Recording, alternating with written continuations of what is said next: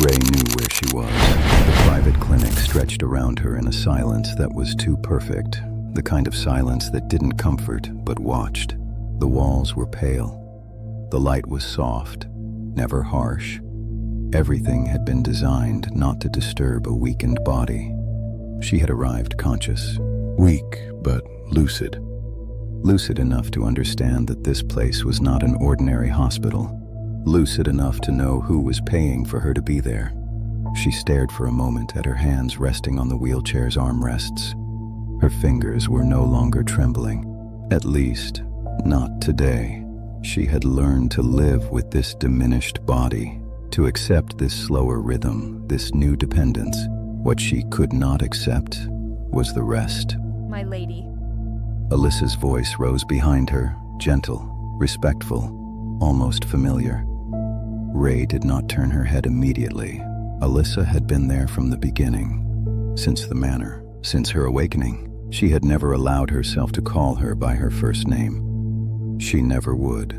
Everything is ready for today, she added calmly. Ray inclined her head slightly in acknowledgement. Speaking was not an option. She knew it, they all did. She had tried many times, enough to understand that her voice no longer obeyed her. Sometimes a breath would rise, sometimes a broken sound, but never a word, and yet she could still feel the sentences inside her. Whole, structured, alive. It was almost crueler than silence. Alyssa stepped forward to adjust a blanket over her legs. Her gesture was precise, measured. Ray watched closely her reflection in the window across from her. She was pale, thinner, but her gaze remained intact. Alyssa hesitated then. It was barely perceptible, but Ray saw it. my lady. If you are tired, we can shorten the session if you wish. Ray finally turned her head toward her. Her gaze was clear, decisive. No. She had not come this far to shorten anything. Alyssa nodded without insisting. She knew how to read that look.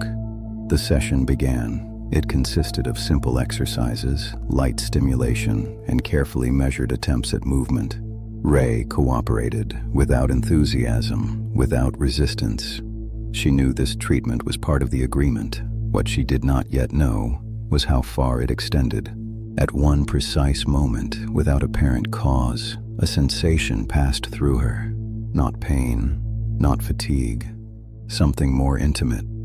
A sudden calm, too precise to be natural, as if an invisible tension had just been released. Ray frowned almost imperceptibly. It was not the first time she had felt it. Since her stay at the manor, there had been these strange moments when everything felt easier, smoother, but she did not like it. She closed her eyes briefly, and without warning, an image forced itself upon her. Not a clear memory, an ancient sensation, the warmth of a presence too close, an intensity that left no room for doubt. She inhaled deeply. When she opened her eyes again, the session was over. You did well, my lady. Alyssa said with a faint smile. When she returned to her room, a surprise was waiting silently for her. On the table, beside her bed, something was waiting. Ray saw it immediately. The watch. She did not need to pick it up to know. She recognized the dark leather, the slightly worn case. She also remembered these years, 20 years. She picked it up anyway. The familiar weight settled against her wrist. Exactly like before. Her heart skipped a beat. It wasn't possible. This watch she knew too well. And that should never have been here. 20 years. 20 years since she had last seen him. And suddenly, the images returned. Not like tender memories. Like fragments she seemed to relive through her still weakened body. Those nights too intense, yet addictive. That silent waiting that pierced her soul. Those words she had never dared to tell him. And then, overnight, nothing. Abandonment. Without explanation. A cold anger rose inside her. Not explosive. Cold, contained. Why now? Why here, after all this time? Why her? She slowly lifted her eyes toward Alyssa. The young woman lowered her gaze. She knew. Ray tightened her grip on the object. A thought crossed her mind. He had no right. She closed her eyes, and the sensation returned. The same one she had felt during her rehabilitation session. That invisible presence. Silent. As if someone, somewhere, had always known she would recognize it in the end. The watch was still there. It rested on the table, within reach. As if someone had wanted her to see it when she woke up. As if someone had wanted it to be the very first thing she noticed, before the light, before the routine, before the faces.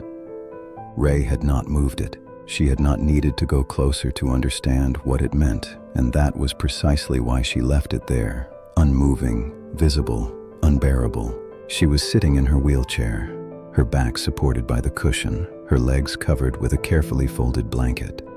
She stared straight ahead, as if she could avoid the watch by refusing to turn her head, yet she felt its presence all the same. There are objects that take up space without moving. That one occupied the entire room.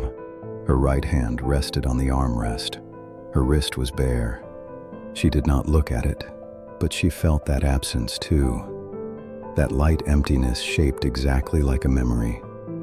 The door opened without a sound. Alyssa entered as she always did, with that discretion that resembled a silent prayer. She wore an impeccable outfit, her hair tied back, her face calm. But her calm was never that of someone who had nothing to fear. It was the calm of someone who paid attention to everything. My lady? She said softly. Ray did not answer. She could not answer.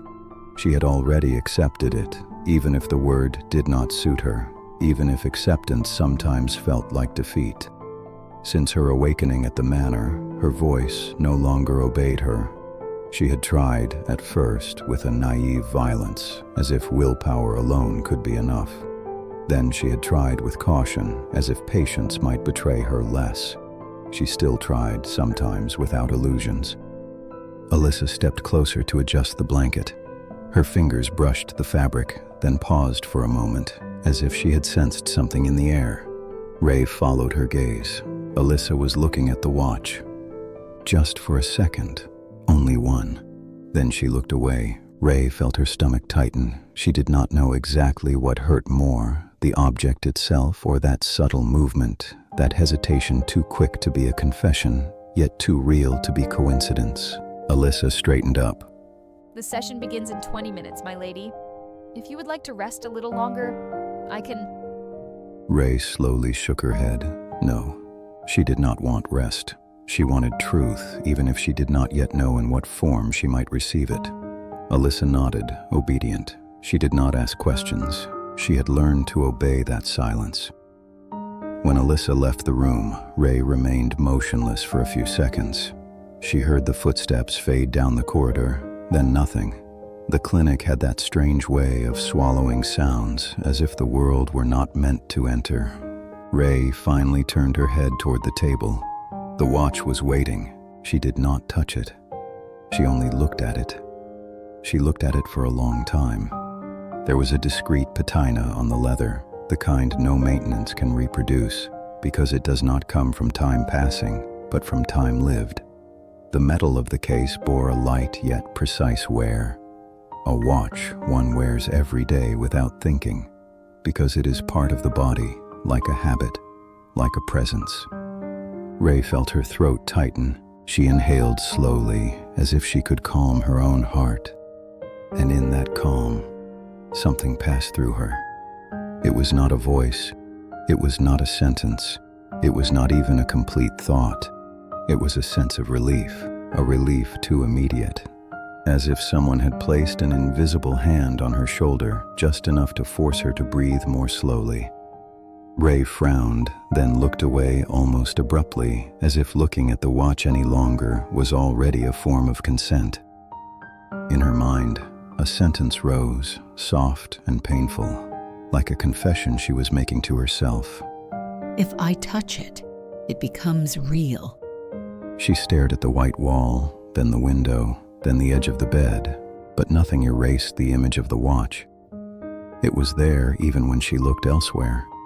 It was there because it opened a door she had spent 20 years locking. And behind that door, there was a scene. Not a grand dramatic scene, not a spectacular moment, a simple moment, a tender moment. A moment when she had believed that with one gesture she could prevent a future she was already afraid of. The manor, back then, did not have this clinical silence. It had its own warmth, its creaks, its corridors too large, its rooms that echoed when one walked barefoot. There were evenings when lamplight made soft shadows dance on the walls, and one could almost believe the outside world did not exist. Ray was younger, much younger. She was sitting beside him, and she was watching his wrist the way one watches something that already belongs to you, even if you have no right to think it. She had that way of looking at him that did not ask permission. She did not yet know how to measure herself. She did not yet know how to protect herself. Arjun had removed his watch simply, the way one removes a constraint before relaxing, and had placed it beside him. Ray had reached out. She had taken it. She had smiled slightly, a smile meant to be light, but already betraying a tension she did not yet know how to name. When you come back, you'll come get it. She had said it as if it were a joke, as if it were a challenge, as if she were not planting a small anchor in the future to keep herself from drifting. If you come back for it, then it will mean you chose me. She remembered the way her heart had beaten at that moment. She remembered the warmth of the room, the scent of wood, the feeling of her own boldness. She also remembered that thin, almost invisible fear that had been growing inside her for weeks. Because he left often, because he returned, because she waited, and because she felt, even without proof, that her place was not stable. There were moments when he was fully there, and she clung to those moments as if they were truth.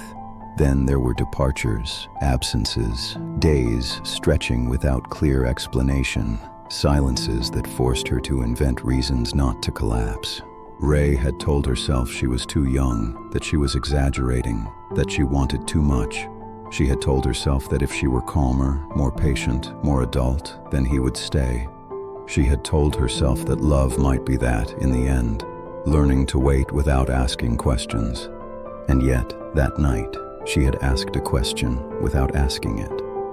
She had kept the watch, she had not worn it, she had put it away, in Monsieur's dressing room, in its place, as if she were preparing the gesture of his return, as if she wanted it to be simple for him, natural, almost obvious. She had not wanted to make things difficult.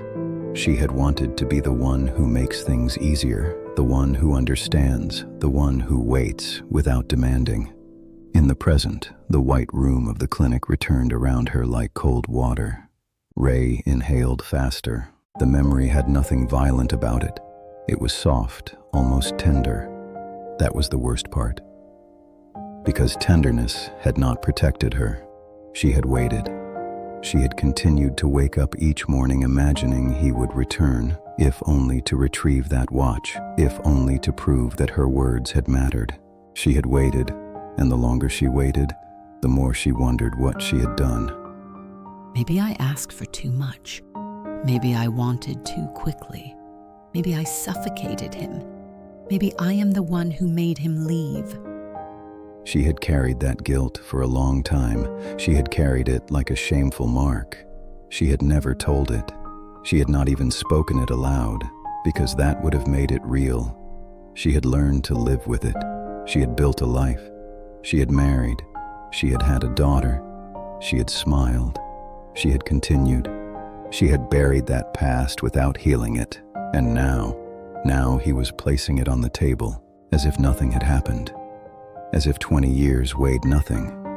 As if time could be folded. Ray felt a cold anger rise within her, an anger that did not resemble an outburst, but a decision. She straightened slightly in her chair, then she tried to speak. She opened her mouth. She forced it. A hoarse, broken sound escaped, then died. Her throat burned. Her eyes filled with such sharp frustration that she wanted to strike something, but her body refused even that violence. She placed her hand on the armrest, gripping until her fingers turned white. Alyssa returned a few minutes later, holding the tablet. Ray looked at her, then pointed to the screen. Alyssa knelt slightly to be at her level. Ray typed slowly, letter by letter. Who brought it? Alyssa did not answer immediately. Ray did not even blink. She waited. That second of silence was long. Too long. Then Alyssa finally spoke. My lady, it came from the manor.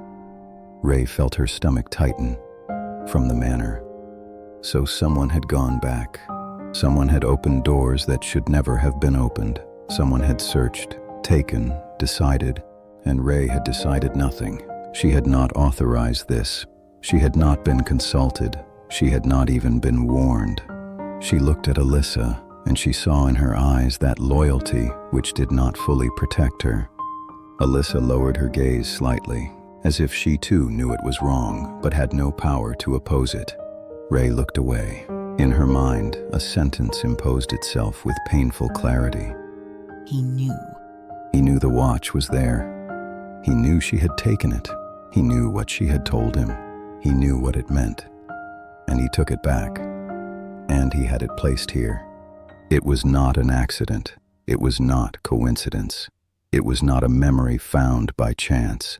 It was a message, a silent message, polite, almost elegant, but a message nonetheless. Ray turned her head toward the table. This time she reached out. Her fingers closed around the leather. The metal was cold. The weight was real. She did not put it on.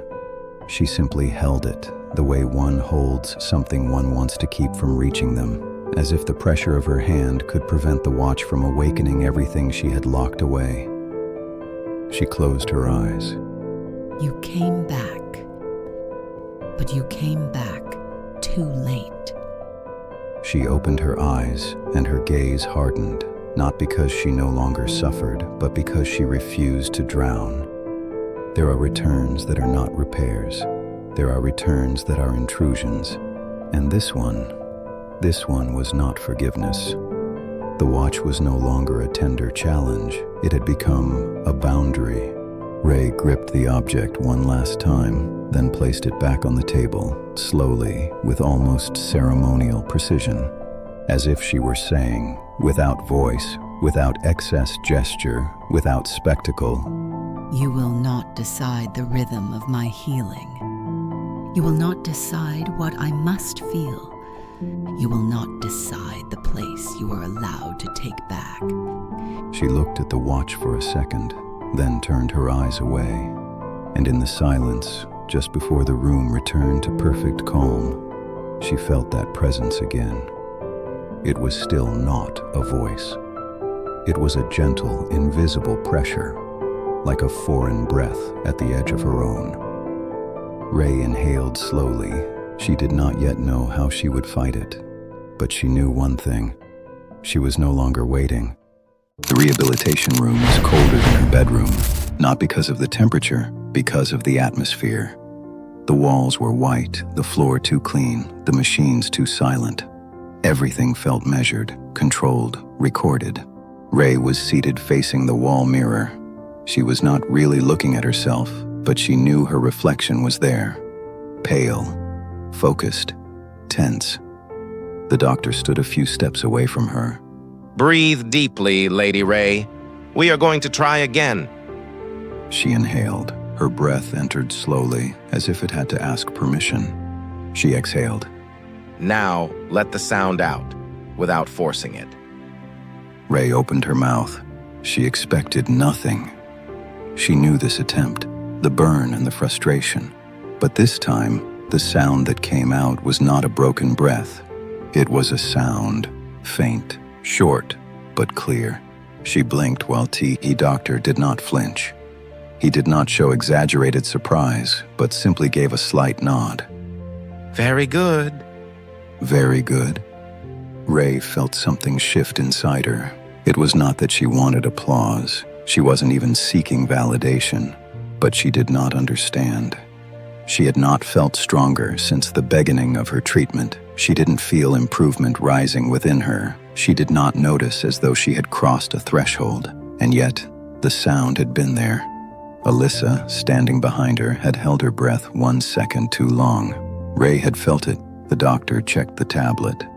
We have been observing this progression for a few days. It is encouraging. For a few days? Ray lowered her eyes.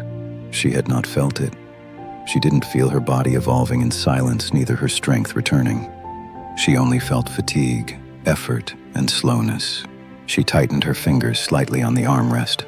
So, for a few days, someone had been observing, noting.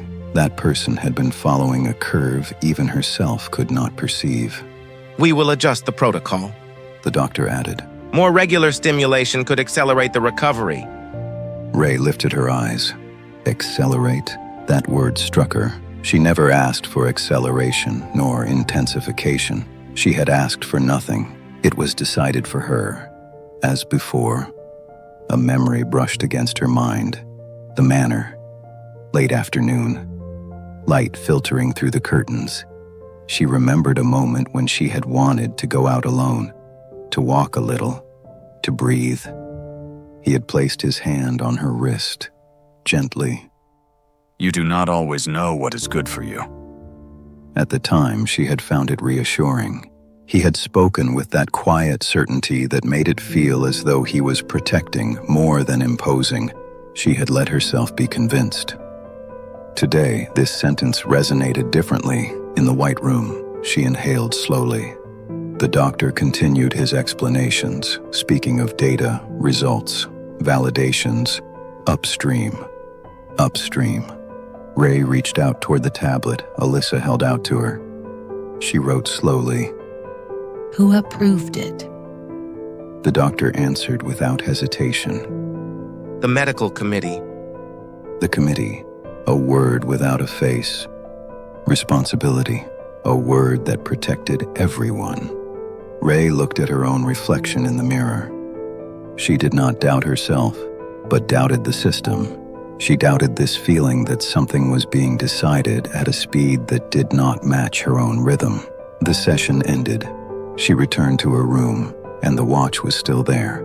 She had not touched it since the day before. She walked past it without slowing down, as if she still refused to acknowledge the connection between the two events. But that evening, something was different. Night fell quickly. The clinic sank into that heavy silence that swallowed the sounds of the outside world. Ray was lying down. The lights were off. She was staring at the ceiling. She had felt that presence for a few days. A sensation of breathing that did not come from her. It was not a voice nor a whisper. It was a calm. When her mind stirred, something inside her calmed too quickly. When her heart accelerated, it slowed without her ordering it to. She decided to test it. She deliberately thought about the moment of abandonment, about the silence, the days passing without an answer, about the watch placed in the dressing room. Her heart accelerated. She felt the anxiety rising. Then, almost immediately, the pressure decreased. Her breathing stabilized. Too quickly, she opened her eyes in the darkness. She did not know whether her body had adapted. Neither she did know whether her mind was protecting itself. She couldn't know whether she was inventing a presence to fill a void. But she knew one thing. This calm did not come from her. The next morning, she waited until Alyssa was alone with her.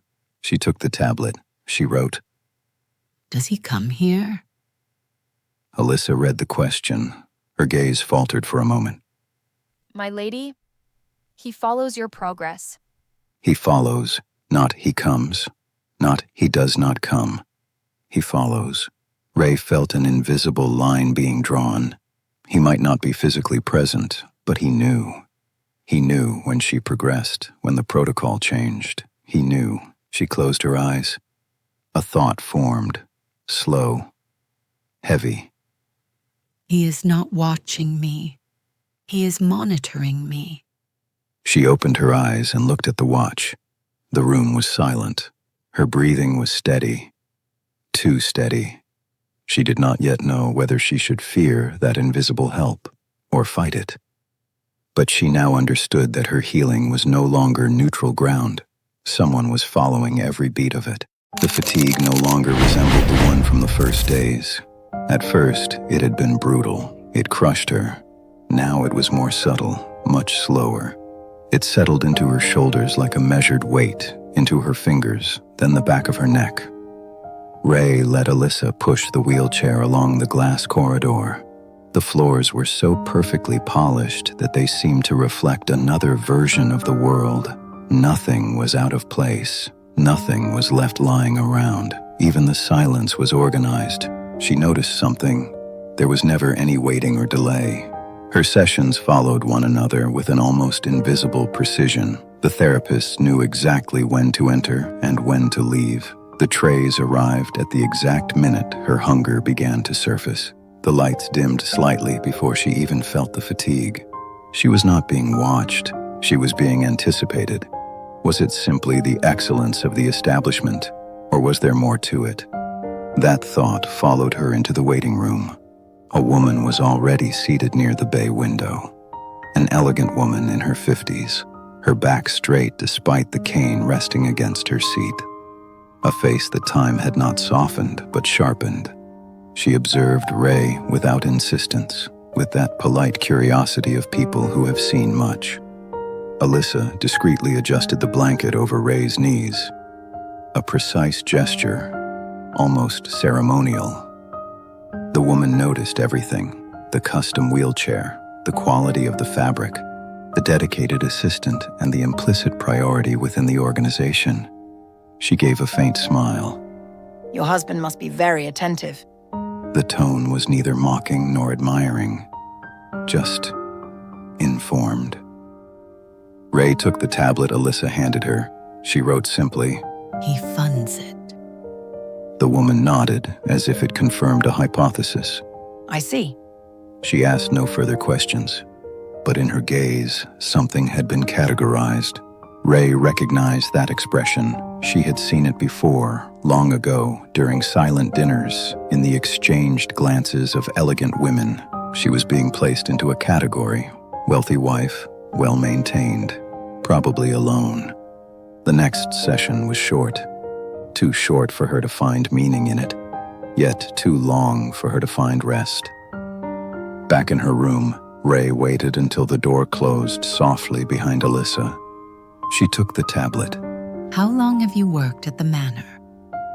Alyssa seemed surprised by the question, but answered without hesitation. Since I graduated, my lady. Which school? Alyssa did not seem troubled by the question. On the contrary, a quiet pride illuminated her face. I studied at the Helvetic Institute of Montreval, my lady. The Phoenix Foundation identified me in high school during an international academic program. They offered me a full scholarship. Thanks to them, I was able to enter the institution. The training is highly selective, focused on managing high-end private residences and personalized service for elite families. After my graduation, I was directly assigned to the manor. She was not boasting. She was outlining a path, and that path was far from ordinary. Ray looked at her longer than usual, identified, trained, and placed. She wrote slowly. So, nothing is left to chance. Alyssa smiled gently, not perceiving the deeper layer of the question. The foundation values excellence, my lady. Excellence. That word lingered in the air. Ray did not yet see the full extent of the system, and she had no idea of its ramifications. She only saw coherence and architecture. She suddenly felt less at the center of her own space, as if the walls had been designed long before she had entered them. Evening fell. In the muted calm of the room, Ray stared at the watch resting on the low table. She thought of the woman in the waiting room, wealthy wife, well-kept and funded. Was that how people perceived her? She inhaled deeply. She had been loved, abandoned, and now she was being maintained. But none of those things fully defined what she was. She took the tablet one last time. Tomorrow, I would like to move the rehabilitation session to the afternoon. Alyssa blinked. I will need to inform the doctor, my lady. The sentence was gentle, professional, and logical. Ray noted the detail. She did not decide alone. The next morning, the doctor entered with his usual calm. A change of schedule could slow your progress. He was not forbidding it. He was recommending, presenting a probability. Ray wrote without hesitation. I maintain my request. Her hand was perfectly steady. The doctor observed the screen for a few seconds, then nodded. Very well. Madame Leclerc, across the corridor, noticed the exchange. She did not know the exact words. She only heard fragments. But she saw Ray's posture, the doctor explaining something, the woman writing. The response was brief. There was no anger, no pleading, just a decision.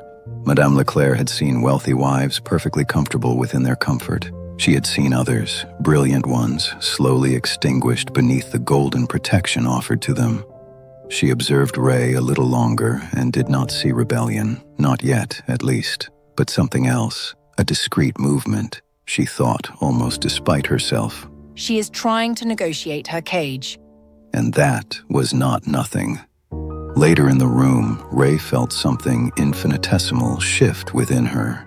It was neither a victory nor a rebellion. Rather, a rhythm that was her own. She looked around her, the clinic, the staff, the foundation, the watch. Everything was organized, but for the first time in a long while, she had just introduced a variable, and that was not nothing.